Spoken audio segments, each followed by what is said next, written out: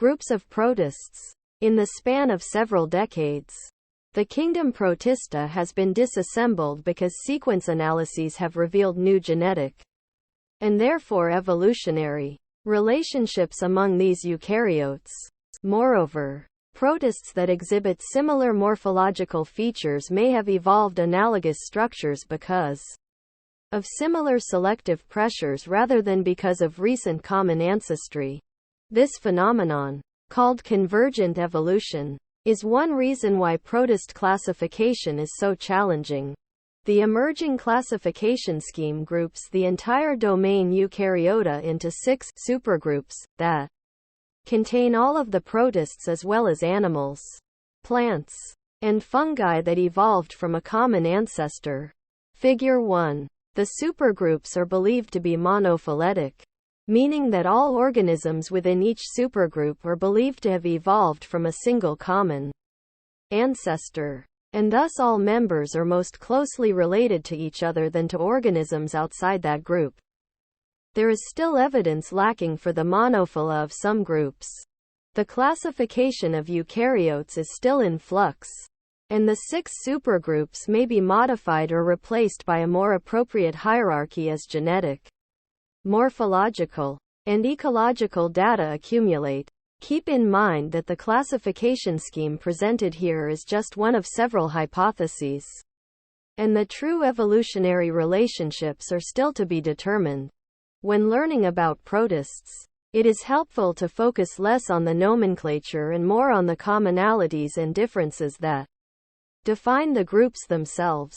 Excavata. Many of the protist species classified into the supergroup Excavata are asymmetrical, single-celled organisms with a feeding groove, excavated, from one side. This supergroup includes heterotrophic predators, photosynthetic species, and parasites. Its subgroups are the Diplomonads, Parabasalids, and Euglenozoans. Diplomonads. Among the Excavata are the Diplomonads, which include the intestinal parasite, Giardia lamblia. Figure 2. Until recently, these protists were believed to lack mitochondria. Mitochondrial remnant organelles, called mitosomes, have since been identified in Diplomonads, but these mitosomes are essentially non-functional. Diplomonads exist in anaerobic environments and use alternative pathways, such as glycolysis, to generate energy. Each diplomonad cell has 2 identical nuclei and uses several flagella for locomotion. Parabasalids. A second Excavata subgroup, the Parabasalids, also exhibits semi-functional mitochondria. In Parabasalids, these structures function anaerobically and are called hydrogenosomes because they produce hydrogen gas as a byproduct. Parabasalids move with flagella and membrane rippling. Trichomonas vaginalis, a parabasalid that causes a sexually transmitted disease in humans, employs these mechanisms to transit through the male and female urogenital tracts. T. vaginalis causes trichomoniasis, which appears in an estimated 180 million cases worldwide each year. Whereas men rarely exhibit symptoms during an infection with this protist, infected women may become more susceptible to secondary infection with human immunodeficiency virus, HIV, and may be more likely to develop cervical cancer. Pregnant women infected with T. vaginalis are at an increased risk of serious complications, such as preterm delivery. Euglenozoans. Euglenozoans includes parasites, heterotrophs, autotrophs, and mixotrophs, ranging in size from 10 to 500 micrometers. Euglenoids move through their aquatic habitats using 2 long flagella that guide them toward light sources sensed by a primitive ocular organ called an eyespot. The familiar genus, Euglena, encompasses some mixotrophic species that display a photosynthetic capability only when light is present. In the dark, the chloroplasts of Euglena shrink up and temporarily cease functioning, and the cells instead take up organic nutrients from their environment. The human parasite, Trypanosoma brucei, belongs to a different subgroup of Euglenozoa, the kind Toplastids. The kinetoplastid subgroup is named after the kinetoplast, a DNA mass carried within the single, oversized mitochondrion possessed by each of these cells. This subgroup includes several parasites, collectively called trypanosomes, which cause devastating human diseases and infect an insect species during a portion of their life cycle. T. brucei develops in the gut of the tsetse fly after the fly bites an infected human or other mammalian host. The parasite then travels to the insect's salivary glands to be transmitted to another human or other mammal when the infected tsetse fly consumes another blood meal. T.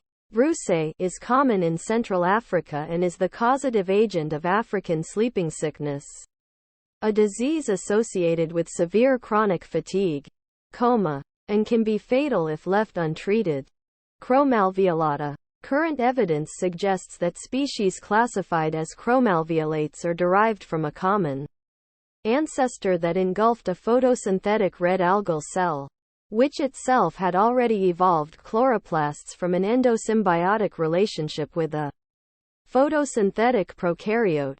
Therefore, the ancestor of chromalveolates is believed to have resulted from a secondary endosymbiotic event. However, some chromalveolates appear to have lost red alga-derived plastid organelles or lack plastid genes altogether. Therefore, this supergroup should be considered a hypothesis-based working group that is subject to change.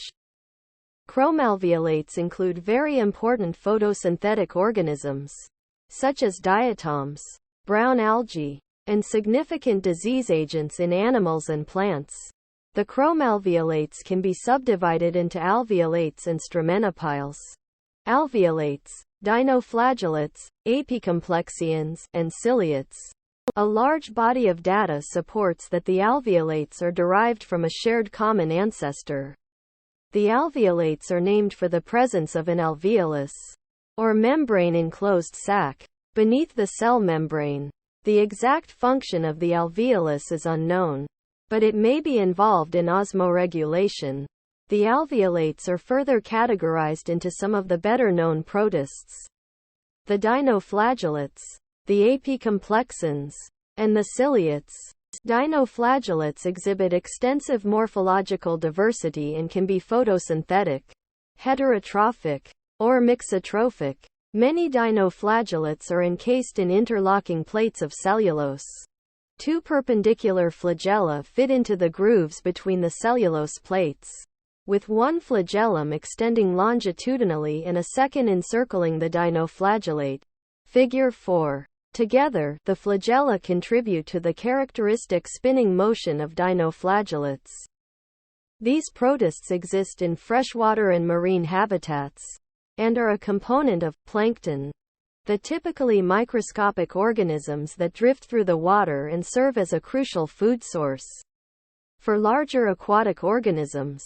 Some dinoflagellates generate light, called bioluminescence, when they are jarred or stressed. Large numbers of marine dinoflagellates, billions or trillions of cells per wave, can emit light and cause an entire breaking wave to twinkle or take on a brilliant blue color. Figure 5. For approximately 20 species of marine dinoflagellates, population explosions, also called blooms, during the summer months can tint the ocean with a muddy red color. This phenomenon is called a red tide, and it results from the abundant red pigments present in dinoflagellate plastids. In large quantities, these dinoflagellate species secrete an asphyxiating toxin that can kill fish, birds, and marine mammals. Red tides can be massively detrimental to commercial fisheries, and humans who consume these protists may become poisoned. The apicomplexan protists are so named because their microtubules, fibrin, and vacuoles are asymmetrically distributed at one end of the cell in a structure called an apical complex. Figure 6. The apical complex is specialized for entry and infection of host cells. Indeed, all apicomplexians are parasitic. This group includes the genus Plasmodium, which causes malaria in humans. Apicomplexian life cycles are complex, involving multiple hosts and stages of sexual and asexual reproduction. The ciliates, which include Paramecium and Tetrahymena, are a group of protists 10 to 3,000 micrometers in length that are covered in rows, tufts, or spirals of tiny cilia. By beating their cilia synchronously or in waves, ciliates can coordinate directed movements and ingest food particles. Certain ciliates have fused cilia-based structures that function like paddles, funnels, or fins. Ciliates also are surrounded by a pellicle, providing protection without compromising agility. The genus Paramecium includes protists that have organized their cilia into a plate-like primitive mouth, called an oral groove, which is used to capture and digest bacteria. Figure 7. Food captured in the oral groove enters a food vacuole, where it combines with digestive enzymes. Waste particles are expelled by an exocytic vesicle that fuses at a specific region on the cell membrane, called the anal pore. In addition to a vacuole-based digestive system, Paramecium also uses contractile vacuoles, which are osmoregulatory vesicles that fill with water as it enters the cell by osmosis and then contract to squeeze water from the cell. Paramecium has two nuclei, a macronucleus and a micronucleus. In each cell, the micronucleus is essential for sexual reproduction, whereas the macronucleus directs asexual binary fission and all other biological functions. The process of sexual reproduction in Paramecium underscores the importance of the micronucleus. To these protists, Paramecium and most other ciliates reproduce sexually by conjugation. This process begins when two different mating types of Paramecium make physical contact and join with a cytoplasmic bridge. Figure 8. The diploid micronucleus in each cell then undergoes meiosis to produce 4 haploid micronuclei. 3 of these degenerate in each cell, leaving 1 micronucleus that then undergoes mitosis, generating 2 haploid micronuclei. The cells each exchange one of these haploid nuclei and move away from each other. A similar process occurs in bacteria that have plasmids. Fusion of the haploid micronuclei generates a completely novel diploid pre-micronucleus in each conjugative cell. This pre-micronucleus undergoes 3 rounds of mitosis to produce 8 copies, and the original macronucleus disintegrates. 4 of the 8 pre-micronuclei become full-fledged micronuclei, whereas the other 4 perform multiple rounds of DNA replication and go on to become new macronuclei. 2 cell divisions then yield 4 new paramecia from each original conjugative cell. Stramenopiles, diatoms, brown algae, golden algae and oomycetes. The other subgroup of Chromalveolates, the Stramenopiles, includes photosynthetic marine algae and heterotrophic protists. The unifying feature of this group is the presence of a textured, or hairy, flagellum. Many Stramenopiles also have an additional flagellum that lacks hair-like projections. Figure 9. Members of this subgroup range in size from single-celled diatoms to the massive and multicellular kelp. The diatoms are unicellular photosynthetic protists that encase themselves in intricately patterned, glassy cell walls composed of silicon dioxide in a matrix of organic particles. Figure 10. These protists are a component of freshwater and marine plankton. Most species of diatoms reproduce asexually, although some instances of sexual reproduction and sporulation also exist. Some diatoms exhibit a slit in their silica shell, called a raphe. By expelling a stream of mucopolysaccharides from the raphe, The diatom can attach to surfaces or propel itself in one direction. During periods of nutrient availability, diatom populations bloom to numbers greater than can be consumed by aquatic organisms. The excess diatoms die and sink to the seafloor, where they are not easily reached by SA probes that feed on dead organisms. As a result, the carbon dioxide that the diatoms had consumed and incorporated into their cells during photosynthesis is not returned to the atmosphere. In general, this process by which carbon is transported deep into the ocean is described as the biological carbon pump, because carbon is pumped to the ocean depths where it is inaccessible to the atmosphere as carbon dioxide. The biological carbon pump is a crucial component of the carbon cycle that maintains lower atmospheric carbon dioxide levels. Like diatoms, golden algae are largely unicellular, although some species can form large colonies. Their characteristic gold color results from their extensive use of carotenoids, a group of photosynthetic pigments that are generally yellow or orange in color.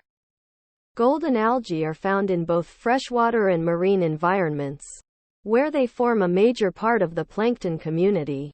The brown algae are primarily marine, multicellular organisms that are known colloquially as seaweeds. Giant kelps are a type of brown algae. Some brown algae have evolved specialized tissues that resemble terrestrial plants, with root-like holdfasts, stem-like stipes, and leaf-like blades that are capable of photosynthesis. The stipes of giant kelps are enormous, extending in some cases for 60 meters. A variety of algal life cycles exists, but the most complex is alternation of generations, in which both haploid and diploid stages involve multicellularity. Compare this life cycle to that of humans, for instance. Haploid gametes produced by meiosis, sperm and egg, combine in fertilization to generate a diploid zygote that undergoes many rounds of mitosis to produce a multicellular embryo and then a fetus. However, the individual sperm and egg themselves never become multicellular beings. Terrestrial plants also have evolved alternation of generations. In the brown algae genus, Laminaria, haploid spores develop into multicellular gametophytes, which produce haploid gametes that combine to produce diploid organisms that then become multicellular organisms with a different structure from the haploid form. Figure 11. Certain other organisms perform alternation of generations in which both the haploid and diploid forms look the same. The water molds, oomycetes, egg fungus, were so named based on their fungus-like morphology, but molecular data have shown that the water molds are not closely related to fungi. The oomycetes are characterized by a cellulose-based cell wall and an extensive network of filaments that allow for nutrient uptake. As diploid spores, many oomycetes have two oppositely directed flagella, one hairy and one smooth. For locomotion, the oomycetes are non-photosynthetic and include many SA probes and parasites. The SA probes appear as white fluffy growths on dead organisms. Figure 12. Most oomycetes are aquatic, but some parasitize terrestrial plants. One plant pathogen is Phytophthora infestans, the causative agent of late blight of potatoes, such as occurred in the 19th century Irish potato famine. Rhizaria. The Rhizaria supergroup includes many of the amoebas, most of which have thread-like or needle-like pseudopodia. Figure 13. Pseudopodia function to trap and engulf food particles and to direct movement in Rhizarian protists. These pseudopods project outward from anywhere on the cell surface and can anchor to a substrate. The protist then transports its cytoplasm into the pseudopod, thereby moving the entire cell. This type of motion, called cytoplasmic streaming, is used by several diverse groups of protists as a means of locomotion or as a method to distribute nutrients and oxygen. Forams. Foraminiferans, or forams, are unicellular heterotrophic protists, ranging from approximately 20 micrometers to several centimeters in length, and occasionally resembling tiny snails. Figure 14. As a group, the forams exhibit porous shells, called tests, that are built from various organic materials and typically hardened with calcium carbonate. The tests may house photosynthetic algae, which the forams can harvest for nutrition. Foram pseudopodia extend through the pores and allow the forams to move, feed, and gather additional building materials. Typically, forams are associated with sand or other particles in marine or freshwater habitats. Foraminiferans are also useful as indicators of pollution and changes in global weather patterns. Radiolarians, a second subtype of Rhizaria, the Radiolarians, exhibit intricate exteriors of glassy silica with radial or bilateral symmetry. Figure 15. Needle-like pseudopods supported by microtubules radiate outward from the cell bodies of these protists and function to catch food particles. The shells of dead radiolarians sink to the ocean floor, where they may accumulate in 100-meter thick depths. Preserved, sedimented radiolarians are very common in the fossil record. Archaeplastida, red algae and green algae are included in the supergroup Archaeplastida. It was from a common ancestor of these protists that the land plants evolved, since their closest relatives are found in this group.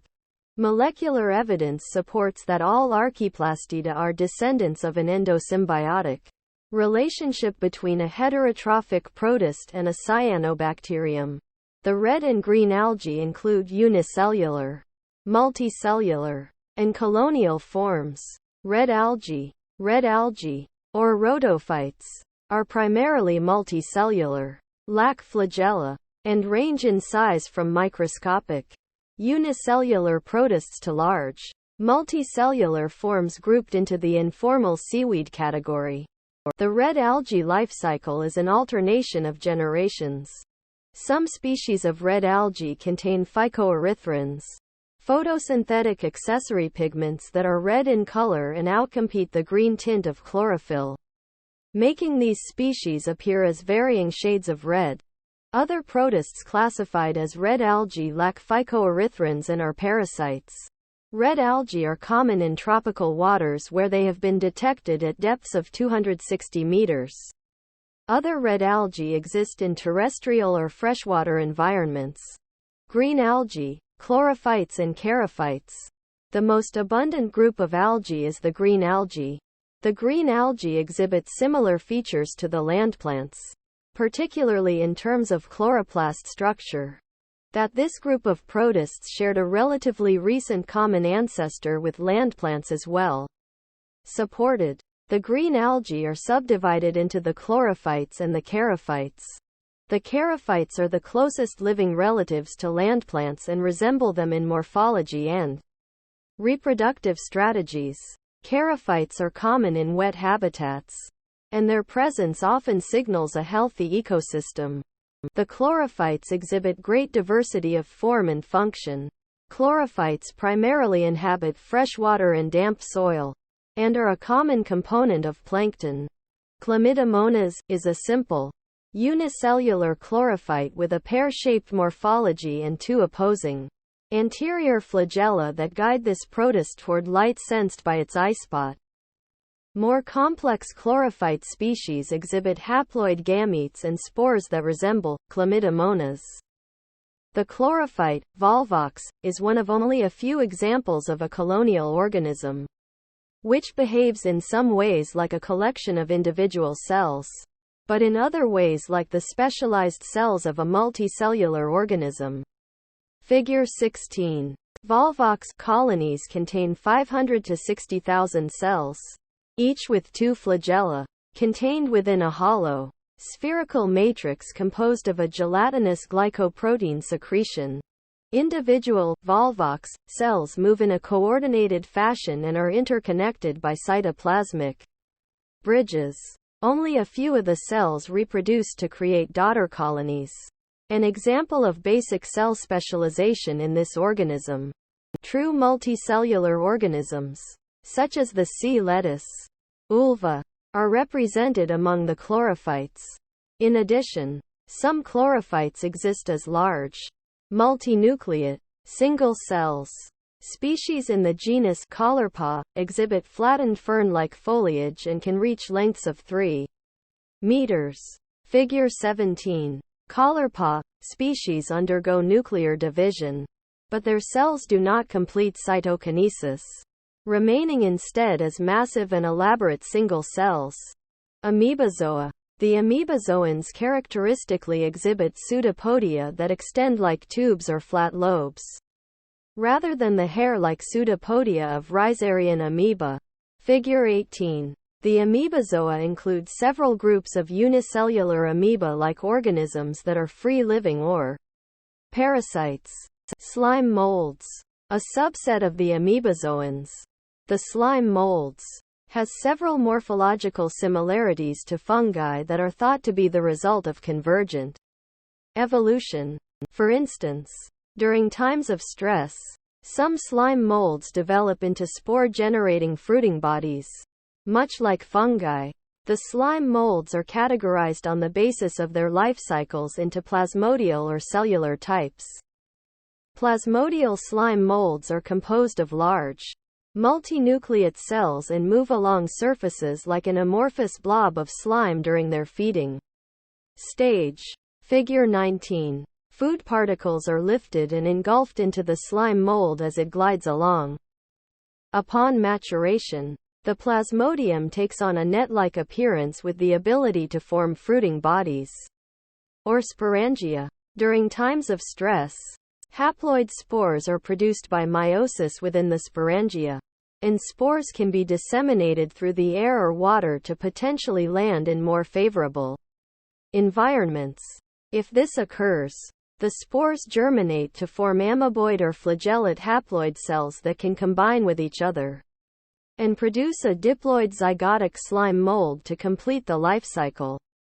The cellular slime molds function as independent amoeboid cells when nutrients are abundant.